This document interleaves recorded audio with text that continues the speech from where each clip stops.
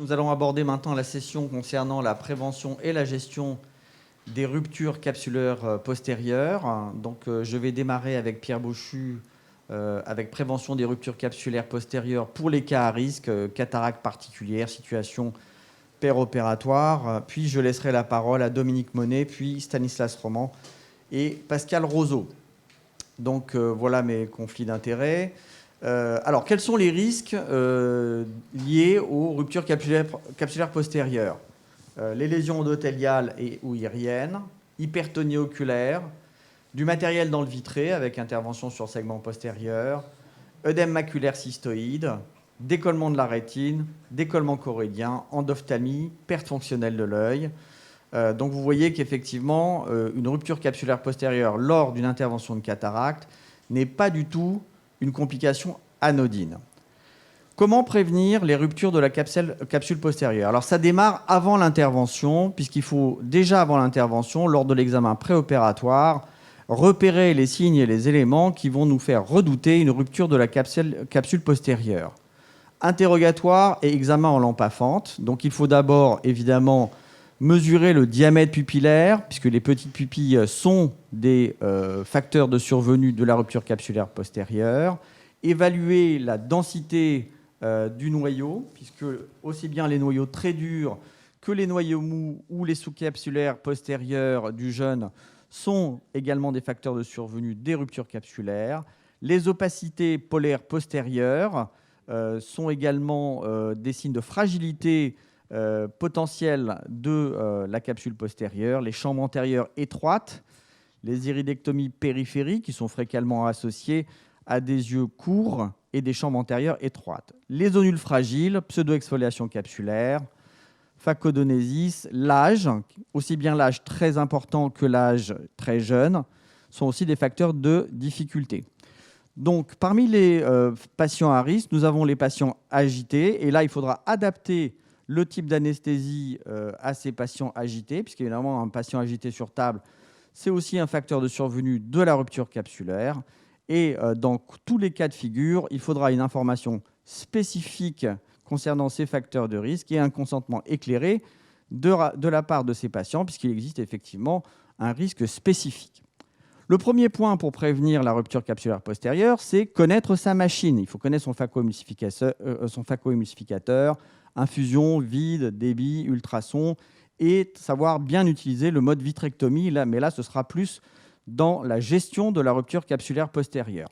D'autre part, il faut avoir dans son bloc opératoire ce qu'on appelle une boîte à outils. Donc, cette boîte à outils peut être utile pour réparer les capsules postérieures, mais pour réparer les ruptures, mais également pour les prévenir. Donc, Hans Snellen, rétracteur à iris ou anneau de dilatation, anneau de tension capsulaire, crochet à sac capsulaire, liquide d'explantation, le colorant, c'est très important, des implants spécifiques et des implants artisans.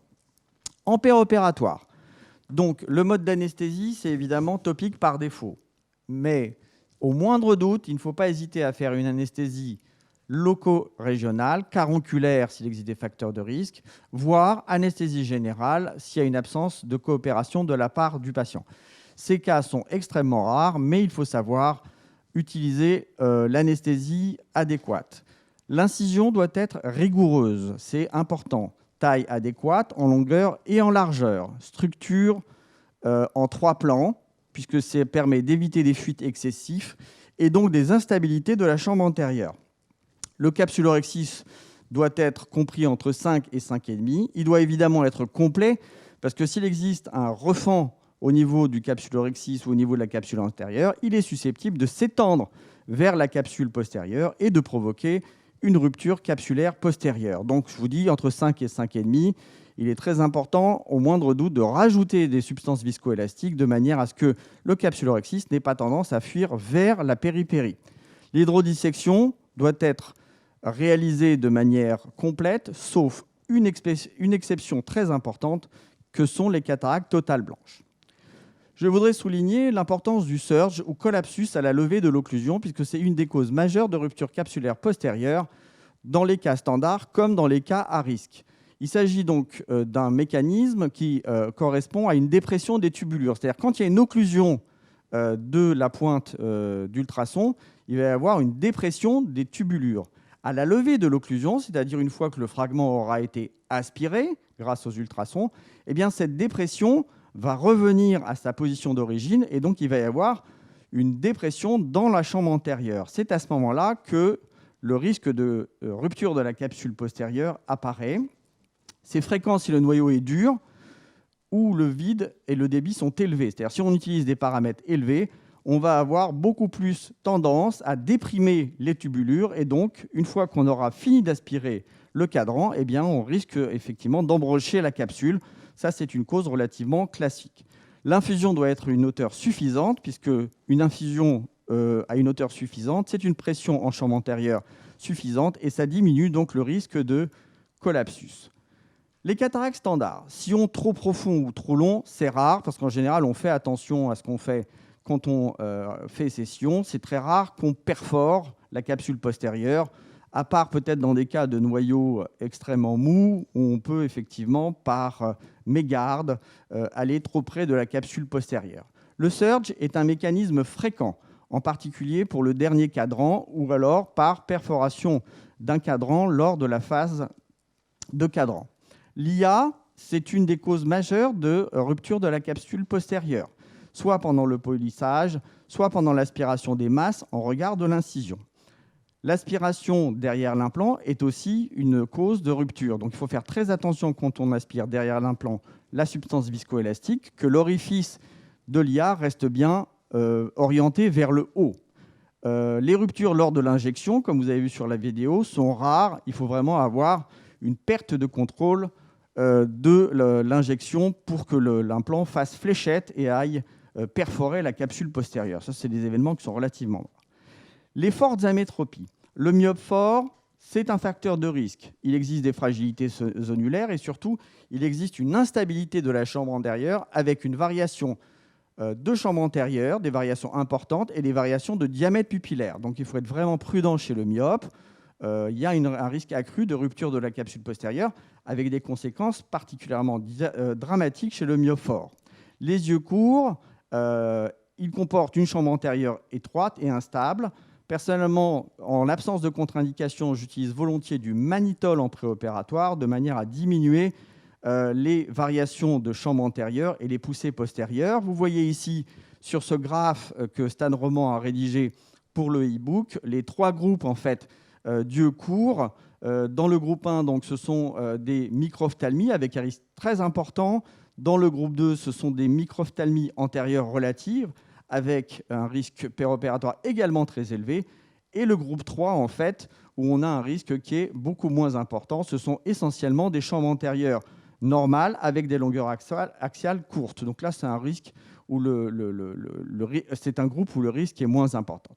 Les petites pupilles, on sait que le risque de rupture capsulaire est plus important. Par contre, avec les méthodes modernes, si vous voulez, de dilatation pupillaire réversible que nous avons présenté ce matin, eh bien, ce risque a quasiment disparu, puisqu'en fait, au moindre doute, que ce soit en début d'intervention ou que ce soit pendant l'intervention, on peut mettre en place des conformateurs iriens, des systèmes de dilatation réversible qui vont mettre la pupille à un diamètre qui nous permet de travailler comme si la pupille était de diamètre normal en standard. Et donc, le risque lié à la petite pupille disparaît totalement une fois que ces systèmes sont mis en place. Ces systèmes ont modifié drastiquement le pronostic des phacoemulsifications sur des petites pupilles. Les cataractes polaires postérieures et post-IVT. Donc, il existe un certain nombre de règles pour ces cataractes polaires postérieures ou post-IVT. Il faut un grand capsulorhexis. L'hydrodélination doit être douce. Il ne faut jamais réaliser d'hydrodissection. Il faut une perfusion qui soit diminuée avec des ultrasons qui soient plus élevés et traiter la cataracte en deux héminoyaux de manière à limiter le matériel cristallinien partant vers la chambre postérieure. Donc vous voyez ici deux cas. En bas à gauche, un cas de Pascal Roseau dans le e-book où on va avoir une brèche capsulaire postérieure d'emblée avec du matériel qui va partir en chambre postérieure. Et du côté gauche, vous allez avoir une brèche capsulaire liée à une IVT, mais la stratégie thérapeutique est similaire dans les deux cas de figure de manière à limiter le relargage de matériel cristallin dans le segment postérieur. Le principal, en fait, c'est de savoir que le risque existe et de pouvoir gérer donc de manière rigoureuse. Les subluxations, on va passer d'entre parce que ce sera traité par ailleurs.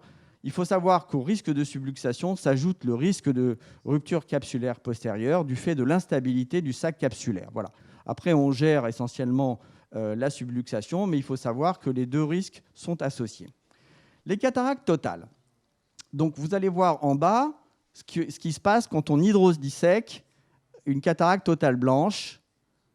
C'est-à-dire que là, vous voyez, le noyau part directement vers l'arrière. Et en haut, vous voyez ce qui se passe dans une cataracte intumescente chez le jeune, où on a la possibilité, dès la poncture de la chambre de la capsule antérieure, d'avoir un refend de part et d'autre qui peut aller vers l'arrière et provoquer une rupture de la capsule postérieure. Donc, ce qui est très important, c'est de pressuriser convenablement la chambre antérieure dans le cas des cataractes blanches intumescentes et de travailler par des petites incisions. Et dans le cas des cataractes totales blanches, donc de ne jamais hydrodisséquer en première intention si on veut éviter la chute du noyau dans le segment postérieur. Donc, nous avons vu les principales situations destinées en fait à repérer et prévenir les ruptures de la capsule postérieure. Ces situations favorisant les ruptures de la capsule postérieure doivent être reconnues lors de l'examen préopératoire et au cours de l'intervention. Il faut savoir qu'en fait, effectivement, on a des situations qu'on repère avant, mais que la plupart des ruptures capsulaires postérieures surviennent quand même sur des interventions standards, bien qu'elles soient devenues de plus en plus rares, d'autant qu'on connaît sa machine. Une bonne partie des ruptures capsulaires postérieures surviennent donc lors de procédures standards, comme je viens de le dire, et toutes les étapes peuvent être concernées. Certaines règles simples et une bonne connaissance du phacoémulsificateur permettent indéniablement de prévenir ce risque. Je vous remercie.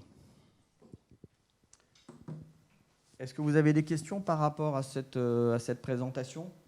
Je crois que tu as très bien cerné et présenté le problème. Il y a deux types de ruptures. Il y a les ruptures qui sont sur des cas que l'on aura analysés au départ et pour lesquels on va s'attendre à une chirurgie difficile. Donc psychologiquement, on est prêt et on fait attention à chaque étape de notre phacoémulsification de faire une phase parfaite parce qu'on veut anticiper une éventuelle difficulté derrière. Donc on fait bien attention. Après, il y a les ruptures qui arrivent de manière non prévue, comme tu dis, c'est de plus en plus rare, mais ça peut arriver. Et là, ce qui serait important, c'est de la découvrir et de se rendre compte de manière précoce pour ne pas aggraver la situation et pouvoir prendre à ce moment-là les mesures nécessaires pour pouvoir gérer ce souci et souvent de pouvoir terminer l'intervention avec un implant dans le sulcus ou un implant dans le sac si la rupture est modérée et surtout faire attention de ne pas aggraver la situation et ça c'est le plus important quand il peut y avoir un début de rupture de pouvoir dire attention on change notre fusil d'épaule et ça fera l'objet de la communication je pense de Dominique qui va nous apprendre à comment les reconnaître de manière précoce et ça c'est quelque chose de capital je crois. Tout à fait, Pierre. Donc maintenant qu'on a vu effectivement la prévention et le fait de reconnaître les situations à risque, on va passer avec Dominique Monet aux ruptures capsulaires postérieures, les signes précoces. Donc c'est l'étape suivante en fait. Merci Thierry. Donc effectivement, nous sommes désormais en paire opératoire et nous allons voir ensemble comment repérer finalement ces signes paire opératoires qui vont vous permettre de gérer au mieux cette complication. Car la repérer, c'est déjà la gérer. Alors, comme on vient de vous le dire, c'est la complication finalement la plus redoutée. Pourquoi redoutée ? Parce qu'elle engage le pronostic de la fonction visuelle, comme vous le savez. Elle nécessite le plus souvent des procédures chirurgicales complémentaires. Thierry vient de vous l'énoncer juste à l'instant, qu'il va falloir maîtriser et qui sont rares. Donc, il faut anticiper, parfois en faisant des wet labs. Enfin, je voudrais insister sur le pronostic, parce que souvent on pense pronostic à court terme. On pense qu'on a géré la situation, mais quand vous revoyez ces patients 5, 10 ans plus tard, une rupture capsulaire est un facteur de mauvais pronostic à long terme. On a tendance à l'oublier et ça, c'est quelque chose qu'il va falloir aussi anticiper lors de la gestion de cette rupture capsulaire. Donc, il est nécessaire finalement d'être informé, d'être préparé pour gérer cette complication. Et la meilleure façon de se préparer, c'est de connaître les signes péropératoires précoces que je vais vous présenter dans un instant. Un mot d'incidence de ces ruptures capsulaires postérieures péropératoires. Elle varie beaucoup, comme vous pouvez le voir, de 0,45% à 3,6%. Elle dépend beaucoup finalement du volume et de l'expérience des chirurgiens. Quand on regarde cette proportion chez nos jeunes collaborateurs, des internes, on voit que ce nombre augmente à 2, voire 10%, c'est-à-dire une procédure sur 10. Et on va voir que le moment de la survenue de ces ruptures capsulaires varie aussi avec l'expérience du chirurgien. Lors de l'apprentissage, c'est souvent sur la phase de phacoémulsification qu'on observe ces ruptures capsulaires postérieures. Et puis, plus le chirurgien est expérimenté, plus finalement il va y avoir un glissement vers les phases du polissage, vers les phases de l'irrigation-aspiration en général, c'est-à-dire plutôt vers la fin de l'intervention. C'est moins grave, il n'en reste pas moins qu'il s'agit quand même d'une rupture capsulaire postérieure. Donc, méfiance, surtout au début, lors du syndrome du dernier quartier, comme on l'appelle, lorsqu'il n'y a plus rien qui retient le sac, les remontées de sac sont très favorables à la rupture capsulaire postérieure. Alors, quels sont ces signes précoces à connaître, à reconnaître? Mais le premier d'entre eux, c'est vous faites votre phacoémulsification et vous observez un approfondissement soudain, brutal de la chambre antérieure, souvent associé à une dilatation momentanée de la pupille. Vous avez l'impression donc que votre noyau s'enfonce dans l'œil. Le côté soudain est très important. Ça va mettre aussi la lumière sur quelque chose qu'il faut toujours garder à l'esprit, qui est l'équilibre des pressions dans votre œil entre le segment postérieur et le segment antérieur. Globalement, lorsque vous opérez, vous êtes plutôt en surpression dans le segment antérieur et donc vous assurez une pression et vous utilisez la capsule postérieure pour assurer cette étanchéité, cette barrière de pression. Lorsque vous avez une rupture, eh bien évidemment, vous allez avoir une dépression, un risque de passage dans le segment postérieur et ce fameux approfondissement de la chambre antérieure. Pourquoi je vous dis ça? C'est que lors de la gestion de cette même rupture capsulaire postérieure, cet équilibre des forces pour éviter que le vitré ne passe trop en chambre antérieure va être essentiel, mais ça sera exposé plus tardivement cet après-midi. Un autre signe important, c'est votre rexis, c'est pas tout à fait bien passé. Vous avez un trait de refend antérieur avec la chose redoutée qui est le passage de ce trait de refend sur la capsule postérieure et donc qui va aboutir à une rupture capsulaire postérieure. Comment repérer ce passage? D'abord, la chirurgie, ça va sans dire, doit être la plus délicate possible. On conseille de faire le moins de mobilisation du noyau à travers ce sac fragile, de baisser vos paramètres, notamment d'irrigation, pour, là encore, baisser la pression dans le segment antérieur de l'œil. Mais ce qui va vous alerter, c'est la perte de mobilité du volet. Tant que vos volets sont éversés, le volet de ce rexis, et flottant dans le liquide d'irrigation, a priori, il ne se passe pas grand-chose. Mais dès le moment où vous avez une inversion de ce volet qui rentre en contact plus ou moins brutalement avec votre noyau, qu'il a tendance à s'enrouler, méfiance, ça veut dire qu'il y a une traction sur cette capsule et que votre volet n'est plus libre. Et donc, il y a fort à redouter que la rupture capsulaire postérieure soit réalisée. Un autre signe précoce péropératoire, c'est l'apparition transitoire, soudaine, d'un reflet rouge périphérique. À ne pas confondre avec une vague d'hydrodissection. À cette occasion, je rappelle que l'hydrodissection doit permettre au noyau de monter et de ne pas accumuler de pression entre la capsule postérieure et le noyau, qui là aussi est une source de rupture capsulaire postérieure qu'on peut prévenir facilement, encore une fois avec un rexis de bonne taille, pas trop petit, et en s'assurant que le liquide peut fuir vers l'avant et que le noyau peut encore une fois monter. Un autre signe relativement évident, c'est la réduction de l'efficacité des ultrasons. Alors que vous continuez soit à faire votre sillon, soit à faire du chop, tout à coup, vous avez l'impression que votre machine ne fonctionne plus ou ne fonctionne moins bien. Le mauvais réflexe serait d'augmenter les ultrasons. Le bon réflexe, c'est de se poser la question si vous n'êtes pas en contact avec du vitré, comme vous pouvez le voir ici, évidemment.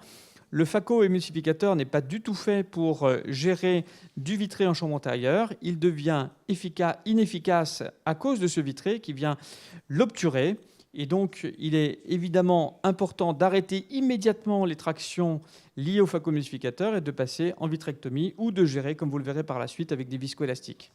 Un autre signe annexe, c'est ces punches, ce trou qui peuvent apparaître lorsque vous faites soit la sculpture, soit à un autre moment de la délivrance des ultrasons dans votre noyau. Méfiance, ça veut dire que vous avez traversé toutes les couches à ce moment-là de votre noyau, plus ou moins du cortex.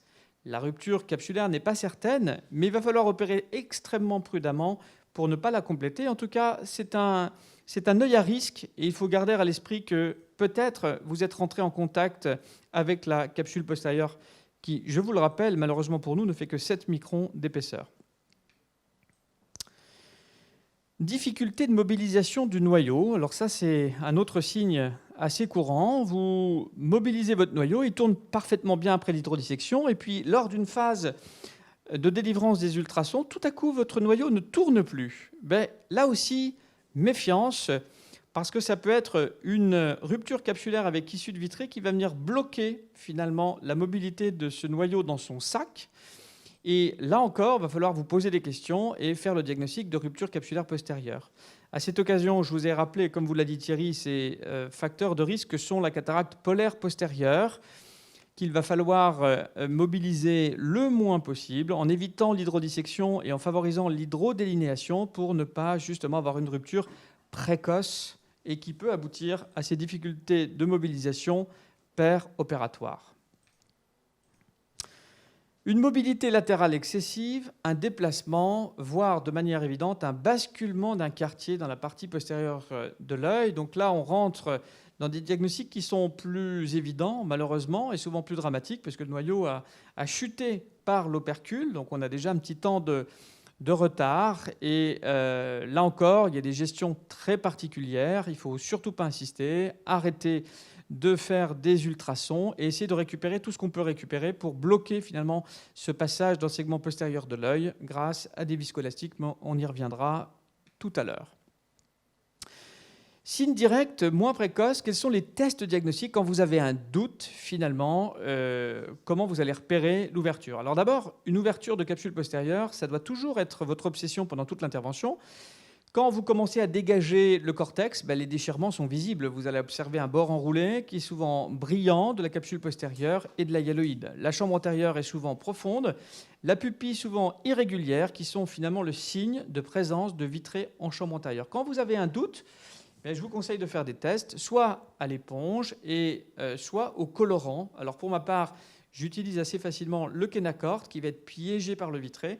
Et puis finalement, son rôle anti-inflammatoire n'est pas délétère dans ce contexte et peut même aider à la prévention de l'œdème maculaire cystoïde. Et puis ça va même guider la vitrectomie. Je pense que les autres intervenants vous le préciseront. Donc en conclusion, la reconnaissance précoce d'une rupture capsulaire postérieure est essentielle. Elle peut même parfois prévenir l'issue de vitrée et elle va permettre de mieux gérer cette complication et d'améliorer ainsi les résultats post-opératoires. Je vous remercie de votre attention. Vous avez préparé une petite vidéo d'une cataracte polaire postérieure pendant d'éventuelles questions qu'on voit ici, qui est un peu sombre et qui va malheureusement aboutir à une rupture capsulaire postérieure, bien que beaucoup de précautions aient été prises pour ne pas en arriver là. Mais c'est probablement des situations où l'opercule étant déjà quasiment préouvert, la gestion devient essentielle. Oui, Dominique, dans les cataractes polaires postérieures, c'est un cas un petit peu particulier. Moi, je préviens toujours les patients quand j'ai ce type de cataracte en leur disant que malheureusement, il y a un risque de rupture majoré par rapport à une cataracte normale. Absolument. Et on essaye toujours de les prendre au mieux, comme tu l'as souligné, avec peu d'hydrodissection, pas de mobilisation du noyau. Néanmoins, souvent, ce sont des sujets jeunes. Ils ont des anomalies visuelles depuis longtemps, ils savent qu'ils ont un petit problème congénital et effectivement, ils comprennent assez facilement. Mais l'erreur, ça serait de ne pas les prévenir, je pense, au départ. Et tu as bien fait de le souligner, c'est important. Problème. Dans ces cataractes polaires postérieures, est-ce que tu réalises des imageries de segments antérieurs avant la chirurgie ou est-ce que tu considères que ce n'est pas suffisamment précis pour vraiment te dire ce qui va se passer pendant la chirurgie? Tu considères a priori qu'il y a un risque de brèche et tu agis en conséquence? Alors c'est plutôt la deuxième option. A priori, je considère qu'il y a une brèche préexistante et je vais opérer avec toutes les précautions possibles. Je dois dire qu'avec l'expérience, on arrive finalement quand même à moins de ruptures que quand je débutais la chirurgie. Parce que la gestion de ces cataractes est quand même essentielle. C'est pas perdu depuis le début, la plupart du temps. Alors c'est vrai qu'il y a des articles qui soulignent l'importance de faire une imagerie de la capsule postérieure pour essayer de voir si l'opercule est déjà présent ou pas. Des résultats qui me paraissent un peu optimistes, que en tout cas j'ai jamais réussi à reproduire pour ma part. Et je préfère considérer de toute façon que c'est ouvert et gérer au mieux cette pré-complication, on va dire. Ce qu'il faut faire attention aussi avec ces cataractes polaires postérieures, c'est qu'on arrive parfois à les opérer avec les précautions et tout se passe bien, mais il faut faire très attention au polissage. Alors, c'est absolument vrai, puisque le polissage est particulièrement critique. Ce que je dis souvent à mes internes, c'est qu'il vaut peut-être mieux faire un YAG dans 2-3 mois plutôt que de s'acharner sur une petite cupule qui reste en postérieur à l'endroit de la cataracte congénitale ou polaire. Parfois, le polissage est automatique. Exactement. Il se fait tout seul. Très bien. Donc, nous allons faire une petite pause afin de laisser la place à nos successeurs qui sont Stanislas Roman et Pascal Roseau pour la conduite à tenir et l'implantation en fonction du statut de la capsule postérieure, donc la continuité un petit peu des sujets qu'on vient d'aborder avec les trois personnes ici. Merci beaucoup.